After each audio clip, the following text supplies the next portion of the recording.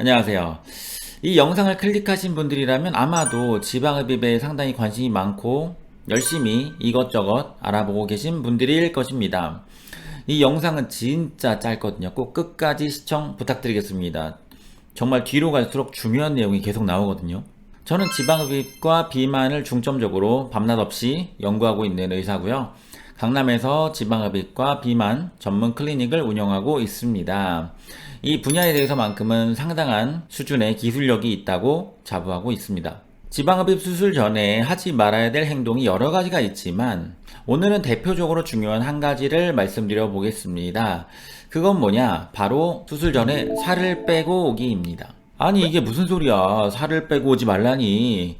이렇게 반응하시는 분도 있을 거예요. 물론 건강한 분들이 하는 가벼운 다이어트는 상관이 없습니다. 그런데 가끔 이렇게 생각하시는 분들이 있어요.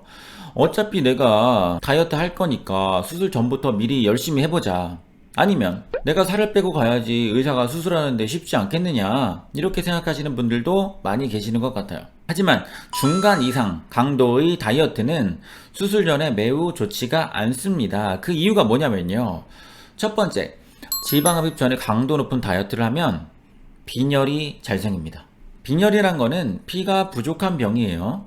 보통 생리량이 많은 여성들은 빈혈을 달고 살죠.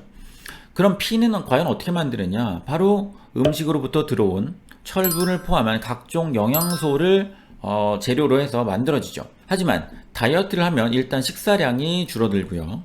그리고 영양가가 너무 없는 식품이라든지 아니면 다이어트 보조제 이런 거를 드시는 경우도 많잖아요. 당연히 빈혈이 잘 생길 수밖에 없죠.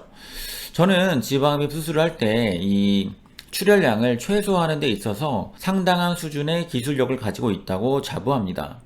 하지만 아무리 기술력이 좋아도 약간의 출혈은 반드시 발생합니다. 특히 멍이 잘 들고 남들보다 출혈 성향이 높은 분들도 있거든요. 이런 분들에게 피를 한 방울도 안 흘리고 지방흡입 수술을 할 수는 없으니까요. 그런데 빈혈이 있는 상태에서 수술을 한다면 결코 당연히 회복이 수월할 수가 없습니다. 두 번째, 지방흡입 전에 다이어트를 하면 기립성 저혈압이 잘 생깁니다. 기립성 저혈압은 누웠다가 앉을 때 또는 앉아있다가 일어날 때 이럴 때 갑자기 눈이 흐릿해지고 현기증이 나고 쓰러질 것 같은 이런 증상이 생기는 병입니다. 실제로 쓰러지는 분들도 은근히 있습니다. 사람들이 흔히 나 빈혈 있어 라고 얘기할 때 이런 증상을 말씀하시는데 이것은 빈혈의 증상이라기보다는 기립성 저혈압의 증상입니다. 기립성 저혈압은 젊은 여성들에게 있어서 아주 흔하고요. 잘 생각해보면 평소에도 가끔 이런 증상이 있는 것 같기도 한 분들이 꽤 많을 것입니다. 지방흡입 수술만 그런 것이 아니고요.